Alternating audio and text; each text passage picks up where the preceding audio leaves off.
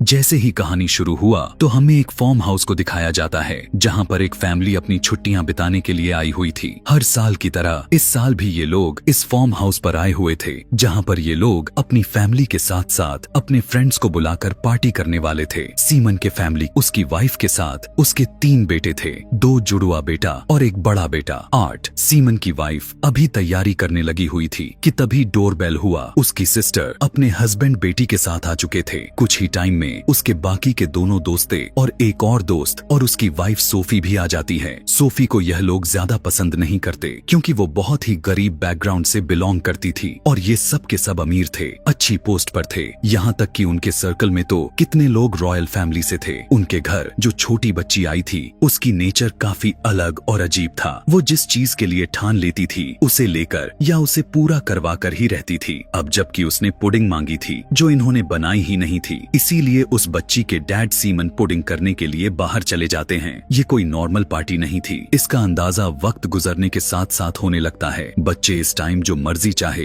वो करते जा रहे थे, बदतमीजी भी करते जा रहे थे और गालियां भी दे रहे थे और ये सब उनके पेरेंट्स ने ऐसा करने के लिए अलाव भी किया था। यहाँ पर सीमन और उस बच्ची के डैड भी जब पुडिंग करके घर आते हैं तो हमें पता चलता है कि वो यह पुडिंग खरीद कर नहीं लेकर आए बल्कि चुरा कर ले आए हैं। यहाँ तक कि उनके घर में अब पीने तक का पानी नहीं था जिसके लिए ये लोग कुछ इंतजाम भी नहीं करते। रात भी हो जाती है, डिनर का टाइम हो चुका था। इन्होंने डिनर टेबल को किसी पार्टी की तरह सजाया हुआ था, लेकिन उससे भी अजीब बात यह थी कि इनके पास खाना बहुत ही ज्यादा कम मात्रा में था। सबके हिस्से में थोड़ा थोड़ा ही खाना आ रहा था और ये लोग इस बात के लिए लड़ते भी नहीं। हालांकि ये सभी बहुत अमीर तो थे लेकिन फिर भी इनके पास कोई सप्लाईज नहीं थी। इसके पीछे आखिर क्या रीजन हो सकती थी? न्यूज से ये लोग क्वीन की स्पीच सुनते हैं जो सभी को रिलैक्स रहने के लिए कह रही थी और वो खुद भी इस टाइम किसी बंकर में बंद थी। मतलब अब यहाँ से हमें पता चलता है कि दुनिया किसी बड़ी तबाही का शिकार हो रही थी और इसी वजह से इनके पास सप्लाईज की भी कमी थी। पुडिंग भी शॉप को तोड़कर इसलिए चुरानी पड़ी थी क्योंकि सभी के सभी लोग शहर को खाली कर कर अपने अपने घरों में छुपे बैठे थे।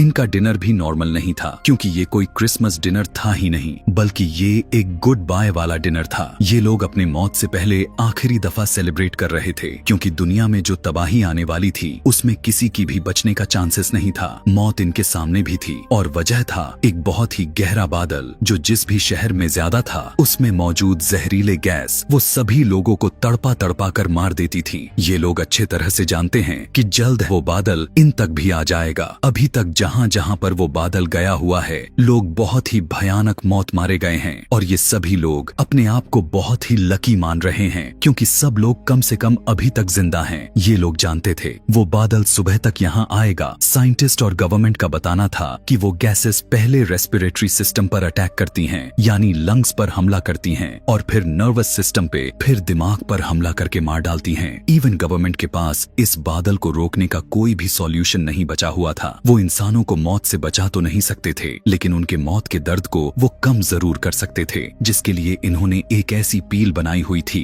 जिस पिल को लेते ही इन्हें बिना दर्द के मौत आ जाएगी। इस पिल का नाम था एग्जिट पिल। गवर्नमेंट का कहना था कि जैसे ही यह जहरीला बादल आपके करीब आ जाए तो आप बिना सोचे समझे इस पिल को खा लो और बिना दर्द के अपने आप को पहले ही खत्म कर दो। गवर्नमेंट सभी लोगों को सुसाइड करने को कह रही थी और ये सब लोग गवर्नमेंट की बात मान भी रहे थे क्योंकि वो ना तो खुद दर्दनाक वाले मौत चाहते थे और ना ही वो अपने आप को दर्द वाले तड़पने वाले मौत से मरता हुआ देखना चाहते थे। यही एग्जिट पिल इन सब लोगों के पास भी मौजूद थी और ये सभी लोग डिनर करने के बाद उस पिल को खाकर अपनी जान देने वाले थे। लेकिन सोफी जो गरीब लड़की थी वो ऐसा करने से मना कर देती है क्योंकि वो प्रेग्नेंट है। वो कहती है कि ऐसा करने से मैं अपने बच्चे को भी मार दूंगी लेकिन मैं कातिल बनना तो हरगिज भी नहीं चाहती। सोफी के कहने का यह भी मानना था कि सुसाइड करना बिल्कुल भी ठीक नहीं है, क्या पता वो इस सब में सरवाइव कर जाए। और यहाँ पर सीमन का बेटा 8 का भी यही मानना था। उसे भी सुसाइड में कोई लॉजिक नजर नहीं आ रही थी। तब यहाँ के लोग सोफी को समझाते हैं, कहते हैं देखो सोफी, यहाँ इस बादल वाली गैस से बच कोई भी नहीं पा रहा। हमारे पास कोई ना कोई तो एक ऑप्शन है, आसान मौत का। गरीबों को तो यह ऑप्शन भी नहीं मिला। वो लोग तो तड़प तड़प कर मारे गए, कोई भी सर्वाइव सरवाइव नहीं कर पाया। यहाँ पर सोफी को अपने पेरेंट्स का ख्याल आता है जो अभी कल रात मारे गए थे और उसी दर्दनाक मौत में मर गए थे जिसकी अभी बात चल रही है, क्योंकि वो भी अमीर ही थे और उनको भी पिल्स नहीं मिल पाए थे। ये इनके जिंदगी की आखिरी रात थी, इसीलिए ये उसे पूरी तरह से एंजॉय करने का प्लान करते हैं। कुछ लोग गेम्स खेलते हैं, कोई मूवी देखते हैं, इवन ये लोग तो अपनी पुरानी यादें भी याद करते हैं और याद कर करके खुश होते रहते हैं। पता चलता है कि ये फार्म हाउस असल में सीमन के मॉम का था। जिस जगह पर ये लोग आखिरी बार बात कर रहे थे कि तभी उस बूढ़ी औरत ने देखा कि वो बादल उनके बहुत ही करीब आ चुका था, इसीलिए वो जल्दी से उस पिल को अपने मुंह में डालकर अपने आप को बहुत ही आसान मौत दे देती है, वो भी इन लोगों के आंखों के सामने ही। अब आर्ट यह बिल्कुल भी नहीं समझ पा रहा था कि गवर्नमेंट इन्हें मारने का ऑप्शन ही क्यों दे रही है, तो उसके डैड समझाते हैं कि वो बाकी के देशों का रिजल्ट पहले से ही देख चुके हैं जहां कोई नहीं बच पाया। हमारी गवर्नमेंट कम से कम हमारी मौत की तकलीफ को कम करना चाहती है। अपने डैड के समझाने के बावजूद यह सब उसे एक बेवकूफी लगने लग गया था। उसके दिमाग में एक ही खिचड़ी पक रही थी कि जब वो धुंध का बादल यहाँ से चला जाएगा तब क्या होगा, क्या वो सरवाइव कर पाएगा या नहीं, क्या उस बादल के चले जाने के बाद दुनिया वैसे ही रहेगी या नहीं। आर्ट को तो यह भी लगने लग गया था कि गवर्नमेंट जानबूझकर उन लोगों से सुसाइड करवा रही है। ऐसा कभी नहीं हो पाया था कि दुनिया में 100% इंसान ही किसी तबाही से ही मर जाए। कुछ लोग तो सरवाइव करेंगे ही, लेकिन कुछ बड़ी ऑर्थोटिस जानबूझकर ऐसा करवा रही हैं ताकि दुनिया की आबादी ऑटोमेटिकली कम हो जाए। यह भी हो सकता था कि उस गैस के कांटेक्ट में आने के बाद जो लोग जिंदा बच जाते हैं वो जॉम्बिस में कन्वर्ट होकर बदलने लगे हों और जॉम्बिस की तबाही को रोकने के लिए ही गवर्नमेंट सभी के साथ ऐसा करके उनसे सुसाइड करवा रही हो। वो सोचता है कि अगर मैंने उस पिल को ना भी खाया और उस गैस के जाने के बाद अगर मैं ज़ॉम्बी बन भी गया तो वो लाइफ कैसे हो सकती है। यहाँ पर वो अभी अपने मॉम से कोई बात नहीं करता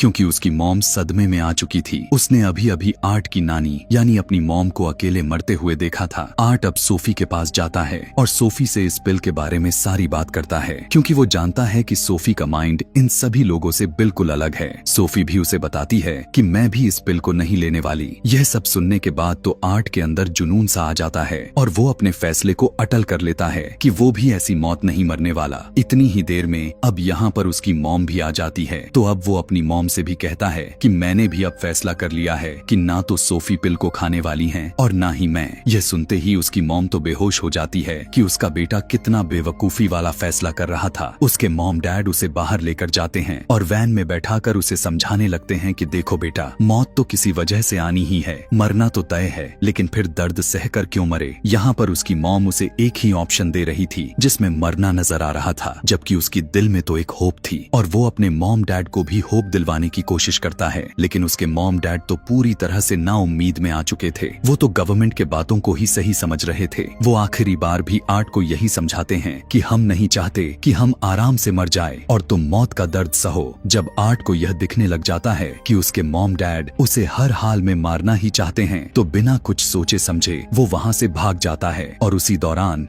उसके मॉम डैड यह देखते हैं कि अब वो बादल इसके करीब आ रहा है। आर्ट भागते हुए जब यहाँ से दूर जाता है तो वो एक कार के पास पहुँचता है जहाँ पर वो देखता है कि एक फैमिली के पूरे लोगों ने वहीं एग्जिट पिल्स को खाकर सुसाइड कर चुके होते हैं, लेकिन उस कार में एक छोटा सा बच्चा अभी भी जीवित था। इससे पहले कि वो इस बच्चे को कुछ कर पाता, बादल में मौजूद गैस को आर्ट सूंघ लेता है और दूर से ही ये चीज उसके डैड गौर कर चुके थे। अपनी नाक बंद करते हुए फौरन अपने डैड के पास आता है और आर्ट को लेकर जल्दी से घर के अंदर चला जाता है। लेकिन आर्ट की हालत बिगड़ना शुरू हो चुकी थी। उस गैस के सूंघने के बाद मरे हुए लोगों का क्या हाल हो रहा था, यह सब आर्ट की हालत को देखकर सभी जान चुके थे। सब यह भी समझ गए थे कि अब कुछ ही देर में वो दर्दनाक मौत मरेंगे। इससे पहले वो एग्जिट पिल लेने का फैसला कर लेते हैं और अपनी अपनी फैमिली के साथ अलग अलग रूम में चले जाते हैं ताकि वो आराम से मर सके। यहाँ पर सीमन का सिस्टर भी अपनी सोई हुई दोस्त को पिल खिला देती है, लेकिन सोते हुए खिलाने की वजह से उसे वॉमिट हो जाते हैं। उसके मुंह से पिल बाहर निकल जाती है। सीमन की फैमिली भी उस पिल खाने के लिए बिल्कुल तैयार थी। वो आर्ट को भी पिल खिलाने का सोचते हैं, लेकिन तभी वो देखते हैं कि आर्ट पहले से ही मर चुका है। वो भी बहुत ही भयानक मौत से। उसकी आंख, नाक, कान हर जगह से खून ही खून आ रहा था। यह देखने के बाद तो सीमन के साथ उसकी वाइफ दोनों बहुत ज्यादा दुखी हो जाते हैं, लेकिन फिर वो एक साथ बेड पर लेटे और एक साथ ही उन्होंने पिल्स को खा लिया। आर्ट की हालत को देख देखते हुए